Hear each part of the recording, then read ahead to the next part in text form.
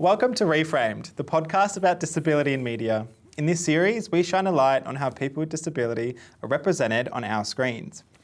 Why is this important? Because authentic representation matters. Media is powerful, and more often than not, they get it very, very wrong. My name is Jason Climo, and I'll be your host. Join me, my co-host, and a wonderful selection of guests as we review, analyse, and score disability representation in TV and film.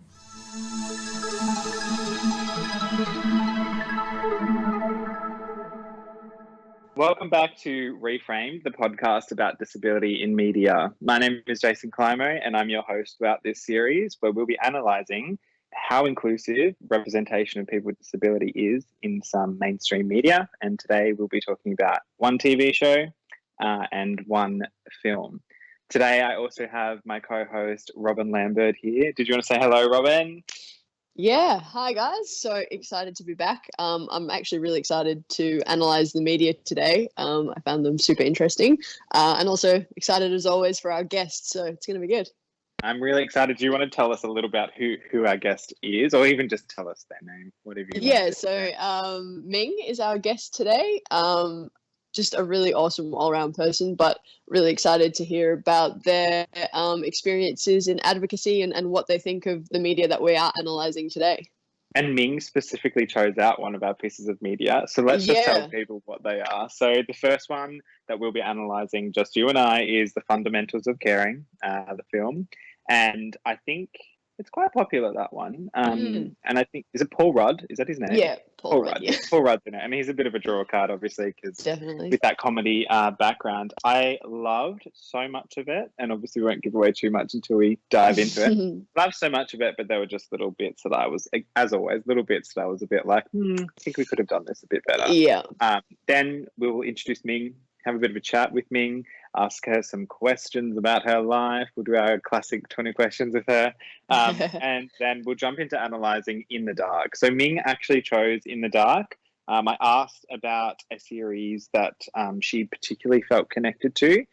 So as a person with vision impairment, she actually connected quite well with this series. Again, won't give away too much until you give the overview and we analyse.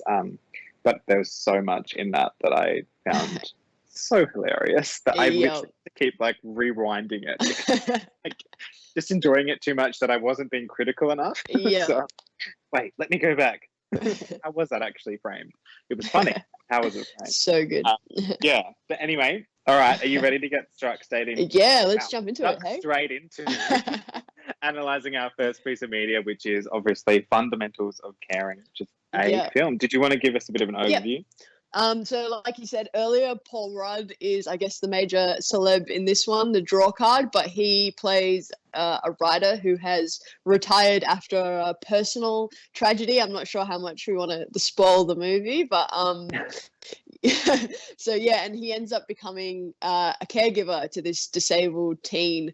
And I think it's really a story about friendship and about care, regardless of disability. So that was interesting for me. But yeah, they basically embark on this impromptu road trip, which, as you know, having a disability can throw up some challenges. Yes. But yeah, their ability to cope is sort of tested along the way. And it's just a really, I think, again, an awesome story about friendship and about care. Yeah, loved it. Like I said, so many things that I loved, just a few things that I wasn't really happy with. Number one, primarily, it always comes back to this with me. I feel like I'm always on this bandwagon, but it is so important, is that the main character, who was the character with disability, was portrayed by a non-disabled person. And I guess the big thing in this one too is that it was big budget. So if there was anything where they needed to adjust the storyline or use any it would have been an awesome opportunity. And also awesome opportunity to have someone like Paul Rudd, making it that big Hollywood name film, and then uplifting a person with disability, or an actor with disability, into that same league. So it was a missed opportunity, I felt. And also I don't remember a scene in the film where it was necessary to have a non-disabled person. There wasn't a flashback to when or anything like that, because correct me if I'm wrong and if I'm remembering it wrong, but I'm pretty sure the character was disabled from birth. So Yeah, he has a congenital. Yeah. yeah, exactly. So I'm like, just was confused, I guess, and Yeah. it felt like they were just using like the star power basically to. And I obviously for an able-bodied audience, like it wouldn't be that clear, but I feel like as a person with a disability and like lived experience of like mobility issues and stuff, like you can tell when that performance isn't authentic. And as much as they got right and as great as the portrayal was, like there's just having that lived experience just gives that level of authenticity, I think, to the portrayal of a character with a disability, which being in the community you can definitely pick up on. Definitely. And like I think a lot of actors, non-disabled actors, when they play a character with disability, they obviously do their research. Yeah. But I just don't think that anything is ever going to compare to lived experience. Like the way that it translates, it is genuine. Like you don't have to pretend like it's genuine. It just is the way that it is. So obviously there's an element of acting still because they're playing a character, but it's if you have a person with disability, it's always going to be the most genuine representation possible. So that was a very missed opportunity, I felt. So the other thing that I really wasn't that happy with was I feel like there weren't any other characters with disability, and I felt like that was a massive missed opportunity too. I feel like there was this whole narrative around the main character feeling so isolated and feeling different all of the time. And obviously that was going to happen if you're not connected with your community. So a big part of, I guess, like my identity as a person with disability is obviously learning from and building those relationships with other people with disability. I think, though, on the other hand, that we are quite privileged in that we are very well connected to a community, both through the internet and through myself, like through a sporting environment. But there are a lot of people that aren't connected within the community, and they do feel very isolated and lonely, and that they're living an experience that other people can't understand. So I do think that it's also important to show that. Yeah. So perhaps like they could have started off showing that he was isolated, feeling that way because literally he wasn't leaving the house. And then once he left the house and then maybe built that connection, like it might even have just been like a scene at the very end where it was just like him going to the fucking shops or something, and then he just like bumps into someone he knows, and it's also another person with disability. Like I just feel like that was such an important part because it is that narrative around like, oh, people with disability feel isolated because they're like the only one, and it's like, no, it's not true. Like it's like 15 to 20% of the population in most countries. Like so I feel like that was really important. Is there anything you felt like was done really well? Because like I said, I actually really, I really did enjoy this movie, and I don't know if it's just because personal experiences and stuff like that, but I found the way that they handled sort of not having the carer pity him and that being valued in the relationship, but also sort of showing the struggles and anxieties of having a disability and kind of just wanting to be able to do normal things. Like I think everyone assumes that when you have a disability, especially like one that impacts your mobility, like, oh, you must be really sad because you can't run up a mountain, and it's like, no, that's not the case. But I am really frustrated that like every time I drink soup I spill it all over myself. Like and I think like for him the big thing was like he just wanted to stand to pee like in the movie, and I think that's like it's those little things that can build up and sometimes lead to this frustration. It's not the fact that we can't do these like big grand gestures of like athleticism or whatever. So and often it's stuff that's like can be overcome by like more inclusive mindsets or accessibility anyway. So that was one thing. I loved the relationship between Trevor and Ben. So Trevor's obviously the main character with disability and Ben's the carer. Correct me if I got that the wrong way around. But I loved how like the caregiver was like not, like you said, not pitying. And there was this one particular part where he says something like, it's something like other people with disability go out and do normal things and stay inside all day or something. And I was just like, this is perfect because usually like it's narrated in such a different way. Like isn't shown that people with disability do go out and do normal things. Like it's such it's just not shown, I guess. Like it's shown in those like standard, normal, everyday usually. And I know, like, in my experience in my family, it's not like my parents have pushed me because they want me to be able-bodied, but they've, you know, just sort of helped me overcome some of those anxieties of like not taking a chance because you're not sure how a situation is going to turn out. And, you know, it leads to having that independence and that confidence. And I think that's great to sort of highlight that in a hilarious, like, funny movie. So definitely. And again, like using that star power to build, like, having that push about, like, look, there's so much that I think was done right about like framing and stuff in this. It was just such a missed opportunity basically with the casting. And I think also this, I'm going to bring it to language again, and we know that we always kind of talk about how language is contextualized within a film, but there was some, I mean, like, I think probably like a warning to anyone who might go and watch the film after hearing us talk about this. The R word is used in it, and there's parts of me that's kind of like, I understand what they were trying to do, and I'm pretty sure it was Trevor, the person with disability, that used the language most of the time.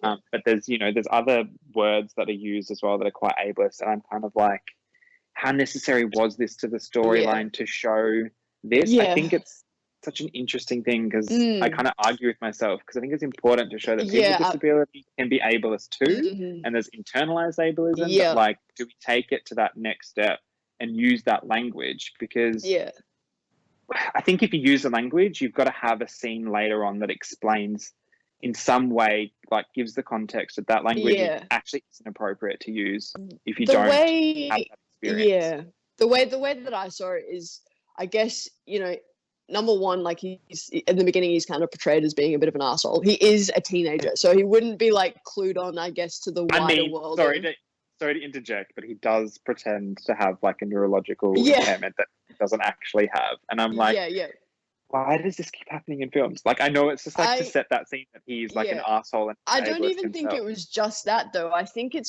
was sort of in a way portraying the frustration that teenagers with disabilities can have when the whole disability community is lumped in together and people have one perception of what it means to be disabled, and that is that you have an intellectual impairment, you have as well, and that I think that is a real frustration, especially for young people. And I did notice that the mum actually says, don't use that word, referring to the R word.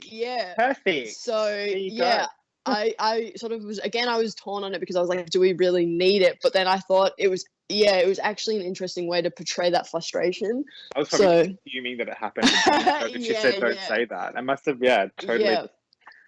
But that's perfect. Like, again, that's like the perfect way to show that, he can be an ableist asshole even though he's a person with disability. But then we make it clear that that's actually not appropriate to use. Because I guess my fear, every time that like ableist language is used in a film, no matter the context, my fear is that some people that watch it will take away that that's like a fun to say, or in a certain context it's okay, when obviously, you know, unless it's a reclaimed word and only the people that have reclaimed it can use it, most of the time it's just not appropriate. So that's my main concern with language. That's why I always bring it up, I guess. Last thing that I actually loved about this was the romance. Like, that was awesome, just to again portray a character that isn't this asexual, naive, like virgin, that is, you know, a person with a disability. Like, and again, they managed to portray the anxieties that people with disabilities might have entering that, being, you know, perceived as being different, but also, you know, like, it's just a cool friendship between him and the girl that they pick up, and like, I just thought that was awesome. They did the whole like teen coming of age and it just happens to the person with disability really well. Like in those certain situations, I was literally just like, if you just watched that half an hour, you would just literally be like, oh yeah, this is just like a normal teenager like coming to grips with like working out that they're like sexually attracted to like a person, and then the person, like, are they going to be interested in me or not? And then obviously then you got to the scenes where disability was then talked about as well. But I thought they did it in such a great way and dismantled the whole idea because, you know, because he was young and because he was quite isolated, of course, he felt that this person was not going to be interested in him. But then, it happened that she is. And so I thought that was so powerful because obviously you know, the age group that it's directed at, being that it is that like teen coming of age, is teenagers, like, and so I thought that was so important to show that romance and break that down, because I think people probably would have left, people with disability would have left the cinema, or left, you know, watching that film feeling, you know, kind of excited that, okay, empowered, and something is empowered, and then non-disabled people would probably have left being like, okay, yeah, like these sorts of things are possible. Because I think there's a part where, I don't know how I loved how it like came across, but I think there's a part like the girl he's interested in, which is Selena Gomez, we should probably mention. Oh yeah. It makes a joke about like if he can get it up or something. Oh yeah. And then he kind of just like plays that off straight away, and he's just like, they like have a joke about it. I can't even remember how it is, but she like asks him 2 questions. Yeah, and then he answers one. Yeah, to just sort of make it out like he can. So that was a very like teen way of going about talking about sex as well, I felt. Yeah. But yeah, basically the idea of presenting people as sexual beings, like disabled people as sexual beings and romantic beings, is very, very important. I was happy they did this. So, okay, score time. What did you give it? Because obviously the character isn't authentically represented in the fact that there isn't a disabled actor, I gave it a 4 out of 5. But everything else I pretty much, really enjoyed. So cool. I gave it a 3.5. So I gave it there we go. But you're nicer than I was. But yeah, and literally same reasons, which I think, you know, we're all on that same wavelength around like inclusive casting is obviously very important, and genuine representation is obviously very important. And so you're always going to lose points for that if you don't. Definitely. If you don't, well, and just again, harping on, but such a missed opportunity to elevate, you know, a actor with disabilities profile, and using Paul Rudd to mentor that person, even like in their acting ability, and just anyway, all that stuff. But we've blabbed on enough, I think, about fundamentals of caring. I think now it's time to meet our very special guest for today. So Ming, if you'd like to join us, come say hello. No worries. We're very excited to have you. Did you just want to start off by introducing yourself, telling us a bit about what you do? I know you do a lot of advocacy work, so maybe touch on that. Yep, no worries. And thanks for inviting me. It's so exciting to be here talking about these films. I was just like mentally commenting on everything you guys were saying on that film, because I watched it and I did really, and I was like, yeah, agreeing with everything. Good film. So I'm Ming. I am 23. I always forget. I feel like I went past 22 and just stopped caring. Same. I stopped telling people. So I have a vision impairment. I was born with retinitis pigmentosa, which basically means your retina starts degenerating over time. I was born in Singapore and moved to Australia with my family when I was 9. I did a Bachelor of Economics and Commerce at uni, and now I'm working at the Department of Finance in WA. But I'm doing nothing to do with finance. I'm more in like the training space, professional development type thing, which is cool. And I'm also currently just started doing my master's in public policy, and I was meant to be in London for that, but you know, little virus had to get in the way. COVID. Gosh, damn. Are you gonna go? Are you still gonna be able to go?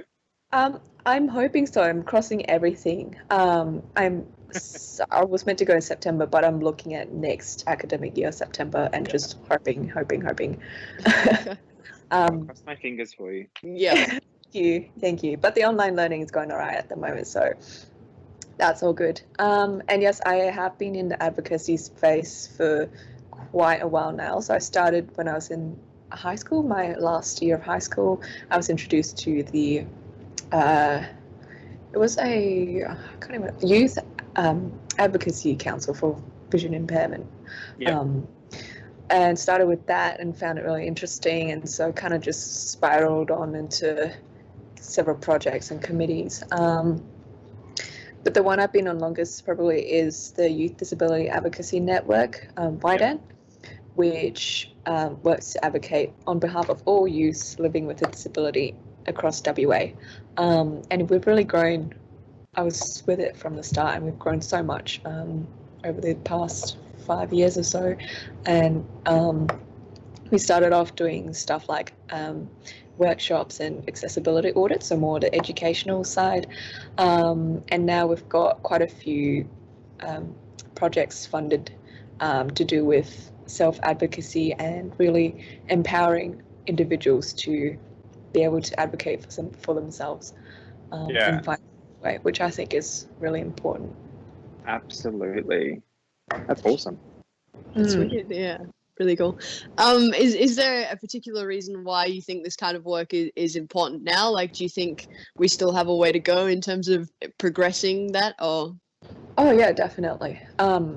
My biggest thing is social inclusion. Just because I went through it myself as well, going from not being in the community to being in the community and feeling the difference it makes. So, you know, I want that for everyone to be able to have a group or to feel like they belong somewhere. And a big part of that is just attitudes, public attitudes in general. And I know we've gotten a lot better, but there's still a long way to go. And it's not always a thing that people consciously do. And it's like, I don't like people with disabilities, or I don't want to talk to them or anything like that. It's, a lot of the time it comes just out of ignorance. And that's why I think advocacy work, like educational stuff, educating the public and things like that, is so important, because it's one of the fundamental building blocks for changing attitudes. And then it goes both ways as well. You empower the public and you also empower the person with disabilities, and then hopefully we can make a better world. Yeah, I know. I love, like, when you talk about this and you bring it down to, like, and then hopefully the world just becomes really inclusive and beautiful. I'm like, okay, I think it must be. No, but it's very true. And I think what you're talking about is unconscious biases, because obviously people can be actively, like, ableist, which is basically discriminating against people with disability. But a lot of the time that's not the case anymore. A lot of the things that we face now is to do with unconscious biases, which is like ignorances towards people with disability, and people don't even realize they're doing it. So, you know, other disabled people do it to other disabled people. It happens everywhere. So, and that's kind of what we're trying to tap into, I guess, with this podcast, because media and representation dictates people's perceptions a lot of the time. Whether they realize it or not, it's actually feeding that unconscious bias in their mind. So we can have more positive and realistic representations of people with disability, will feed those people's perceptions in society, and as society will keep progressing and becoming more inclusive. So that's the idea here. And then we're kind of just telling them what they did right or wrong, really. So I guess on that topic, why do you think, I've sort of probably ruined it already, why do you personally think representing people with disability in film and TV is so important? And that can be in front of the camera and behind the camera as well. Yeah, well, obviously everything that you said. Ditto. Sorry. Yeah, same as above. But it is true. It is very important. And, you know, people with disabilities, make up 15-20% of the population. So I think film and media should be representative of that as well. You know, it's not, they should portray, it should be an accurate portrayal of the demographic in society. And it is also a very big, important step to, it's probably a bad word to use, but like normalizing disabilities, I guess, just bringing it more front and center all the time. And it just breaks down the whole, disabilities is this kind of thing in the corner, and, you know, we pay attention to it when we need to, or whatever. Yeah, it's like, I think I got this from you, Robyn, one time when I was talking to you, that you came up with this phrase, I think, and you might have heard it elsewhere, but it's about disability being a normal part of human diversity. Yeah. So representing that, because we exist, and like you said, I think we're one of the biggest marginalized communities in most countries. So why are we still being excluded everywhere? Is the big question, really. And then to sort of bring it back to your own personal experience, do you think there are any specific barriers within film and television, either in front or behind of the camera, that people with vision impairment or who are blind sort of face that other people might not think about? I don't know too much about the TV and film industry, but just I think it's a very visual industry, obviously. So in terms of acting, the biggest thing that probably comes to me is, especially for people who are born blind, things like facial expression, body language and stuff is probably something that's very difficult for them to grasp. Yeah. So I understand the challenges there, and also I guess things with editing or video editing or whatever else goes on behind the scenes probably is also quite difficult if you don't actually have the vision for it. I guess even engaging with like media, do you face any challenges that people might not be conscious of as an audience even? Yeah, well, I thought this would be something fairly well known, but it isn't. So the other day, because I watched Lucifer recently, love that show, and I was recommending it to my friend, and she was like, "Oh yeah, that's a show of that hunk, right?" And I was like, "Oh, I guess so." And I was like, "Oh, so you don't see it?" I was like, "No, I just because I just listen to the audio described track, and I don't watch it at all." And she was just like, "Oh, right." I had to explain it to her. So for me, if a film is not audio described, it's very hard to know what's going on unless it's one of those like sitcoms where they're talking all the time, and it's fairly easy to gauge what's happening. But some films are terrible without audio. Lucifer being one of them. I tried to watch season 3 when it first came out, and it didn't have the audio track, and I gave up after 2 episodes. I was like, I have no idea what's going on. So is that a thing that happens? Like, do you find that a lot of TV series and films don't have the audio track? And then if they do they often come out like after? Like, is it a few weeks or a few months? I think there's some legislation now that every film or TV that's being produced has to come out with an audio track. I think at the same time when it's released. So it's rare that I can't find one unless it tends to be the older ones. Yeah, that's fair. Cool. Well, for already, I reckon let's dive straight into analysing our second piece of media, which is the one that you chose for us today, Ming, and we're very grateful. So excited to hear your thoughts. Yeah, I'm very excited to hear your thoughts. And so it is the TV series In the Dark, which you can watch on Stan. I think there's one called Into the Dark, so don't get confused, like I almost did. But it's called In the Dark, and it's quite, I'll let Robyn to tell us a bit about what happens in the Dark. Yeah. So it's this American crime drama television series, and it's about this character called Murphy, who is a blind woman in her 20s, and she's kind of just a little bit of a mess of a person, to be honest. Like, has a lot of issues going on. She basically only has 2 friends, which is Jess, her very understanding roommate, and Tyson, who's this teenager who saved her from a violent mugging. And it's Tyson. She ends up stumbling across Tyson and, presumes that he's dead. And it's kind of this narrative of her trying to figure out what happened to her friend when the police don't really seem all that interested in solving that crime. But yeah, it was super interesting. I personally really enjoyed the representation in this TV show, so I'm super excited to hear what Ming has to say about it as a blind person. So. Yes, there's so much. There's so much to dissect here, especially since it's a series of 2 seasons now. Okay, I'll start with the main character, Murphy. Obviously points for the blind person being the main character, but extra points for it being, like, her blindness is very much like a side thing. The main focus is still the plot, which is her friend dies. It's a whole forensic it's a whole, like, what do you call it, investigation, mystery solving kind of show, which I loved. And then all the issues she faces as a blind person, it kind of just is just seamlessly integrated into the film. Like, she would just be going to the drugstore, you'll see her using her cane, filling up all the bottles, taking a sip, I thought it was see so which flavor it is. funny. It just kind of, yeah, it's not a focus, but it's just there, and it adds humor into it as well. Yeah.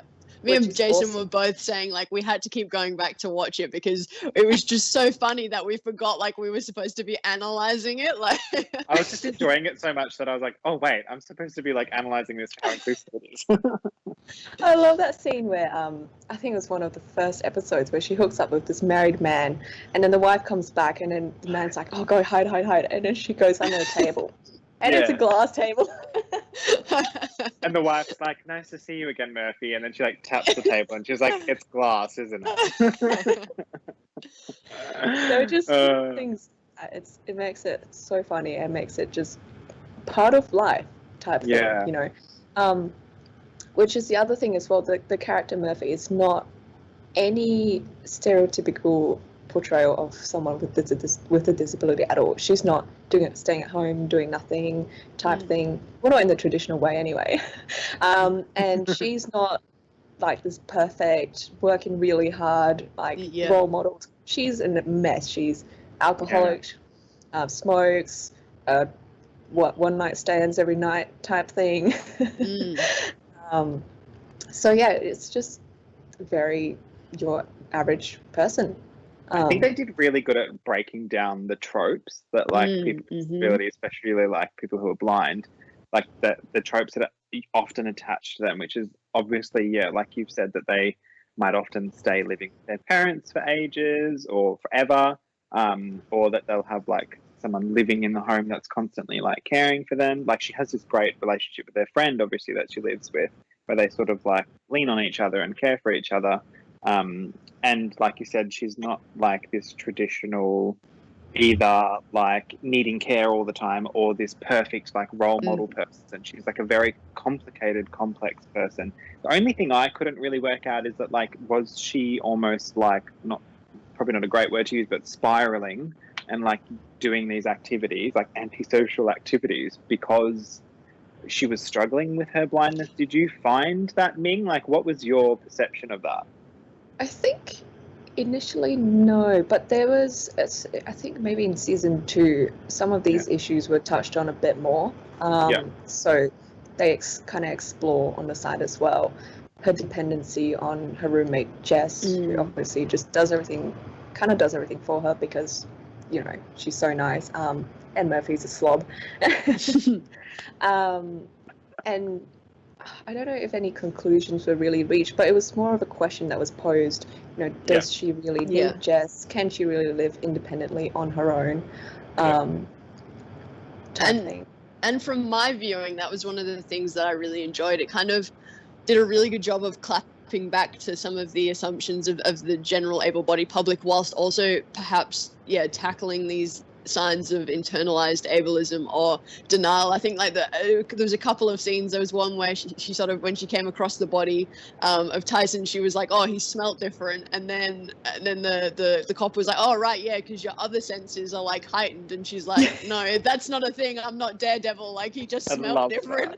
Like it was so good. And then like there was another one where she was like, you know, trying to, you know, she was saying she was going to try and solve the murder, and her roommate Jess was like, you can't do that. And she's like, why? Because I'm blind. And she's like, no, because you didn't go to school for it and you can't even remember to like plug your phone in. Like, so I thought it was like real good. And then also sort of how they highlighted the importance of the relationship between Murphy and then the other blind character, who I think was the cop's daughter. And like the importance of having like role models and like sort of friendships within the community. So I thought like it tackled those sides of things like in a really fun way. Definitely. They also tackled like in that relationship between Murphy and Chloe, the pitying mindset as well as invasive questions, because obviously, you know, we all get so many fucking invasive questions from people on the street sometimes, and it's frustrating. And I think that was such a good thing to break down, because there's a part where I think it's one of the cops, someone is like asking, it wants to ask her when she became blind and why, and they said like, can you tell me how? And she's like, how I lost my virginity. And then she like starts telling that story, and I'm like, she just is so like witty and fast and breaks down that like bullshit about like asking these invasive questions in such a funny way too. Yeah. I loved it. And I think even in that scene, like the cop says, oh, like, wow, I'm so sorry for like how she actually did lose her sight. And she's like, please tell me like that's not how you treat Chloe. Like, Yes. yeah. Like you've got to stop yeah. doing that. Yeah. Exactly. And she says something like treat her like, you know, any other teenager, like make her do chores and things like Exactly, that. So yeah. it's like diminishing that whole pitying mindset, which I think is obviously so important because that's what we're here all to talk about. Is there anything else you really wanted to highlight, Ming, from In the Dark? Well, yes, this was one thing I actually did not like about it as much as everything else is the assistive technology they portrayed. So when she uses her phone and when she goes on the computer and stuff, it's all, she talks to it. And it sounds like she's using Siri, just because there's like that beep beep, she talks to it and then her phone does it. I'm like, no, Siri doesn't do all that stuff for you. Yeah. It'd be nice if Siri did do all that for you, though. Yeah, it's voiceover, and it would have been really cool if they actually showed, you know, her using voiceover every now and then, and because that's actually what people use, and especially on the computer as well. I remember there was one scene, I think they were trying to hack into the police's computer, and they just tried to open all these files with voice command or whatever, and it was a bit unrealistic for me. Yeah. But probably trying to make it like funny too, I think, still. Yeah, which is fine. Yes, the phone thing probably bugged me a little bit. Yeah, because it'd be nice if it was like that easy sort of thing, but it's just not. And I think this is probably one of the things that, again, I always talk about this, about like genuine casting and representation of people with disability, is that the actress, I don't believe, is actually blind or visually impaired. So, and I mean, obviously there would have been different challenges that would come with actually genuinely casting that role as a person with disability or a person who is blind or with vision impairment. But I think those sorts of things would have been so much more genuine. Like the person would have had that on their phone already. Like they would have just had that experience they could have brought to the show and made it way more genuine. Yeah, I wonder what the reason, because I believe her name is Chloe, the cop's daughter, who's also blind. She's genuinely blind. Yeah. So I think she could have had some input, but maybe there was some reasons why they didn't include that sort of stuff. So I don't know. I don't know. And yeah, I just think we've got to get out of this mindset that it's too hard to, you know, use genuinely disabled people in disabled roles. Like it's like we've just got to do it, and you've got to just be accessible and inclusive enough in the casting, in the filming, in everything, like post-editing, everything, to make it accessible and inclusive for them so that you can get that genuine representation. Like it has to be prioritized, I think. Anyway, enough of my ranting. Let's go to scores. Ming, on the inclusive disability representation scale, out of 5, what would you give In the Dark? Wow, I was actually pretty super impressed by this, so I gave it a 4.5. Good job. Nice. Robyn? I gave it a 4 out of 5 just because of that. You know, I thought it might have been a good opportunity to highlight, you know, an actor with vision impairment, as always. But everything else, I really enjoyed about this, and I'm so glad that Ming brought it to my attention. Yeah, me too. I'm exactly the same as you, Robyn. Again, I feel like we are just way too in sync. One day we're going to have a big argument. Just a big beef about something. Let's tee something up that we don't agree on. It was a 4 out of 5, sorry, because I just do think that it's such a good opportunity, as it always is. It's such a good opportunity to have that inclusive and genuine representation and casting. So missed opportunity there, but I will keep supporting the show because it is very good framing, and it's also fucking hilarious. So if you haven't seen it, you should. But that's about it from us today. So thank you so much for joining me today, Ming and Robyn, especially you, Ming, as our special guest, giving us your insights, allowing us to almost like delve into your brain and ask you all the questions about different things. And obviously special mention, thank you for putting us, me and Robyn, onto In the Dark. Very excited to keep watching that show. I'll need to watch season 2 because I'll be honest, I watched up to the end of season 1. And yeah, for anyone who followed along, thank you so much as well for following us this episode. Go check out Robyn and Ming's Instagrams. Well, I don't actually know, Ming, you're not on Instagram, Facebook. No, I'm not, but I'm on Facebook, yes. Yes, you can go check them out there. And obviously, if you'd like to keep the conversation going, we want to hear your thoughts about the fundamentals of caring and in the dark. Jump on our Instagram, Twitter, and Facebook pages. All you have to do is search Reframed Podcast. If email is more accessible for you, or if you just prefer to email us with your big stories and different opinions, tell us everything, then you can email us at hello@reframedpodcast.com.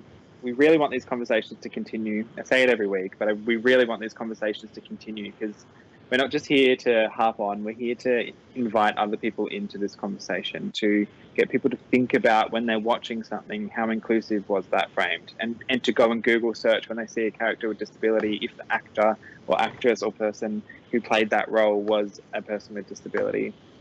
And then hopefully, as a society, we can start thinking more inclusively, and then the people that make these things will then obviously become more inclusive as well. So that's our dream. Make a better world. Like Ming said, make a better world. So thank you again, everyone. And that's it. Cheers. Bye. Thanks for having me.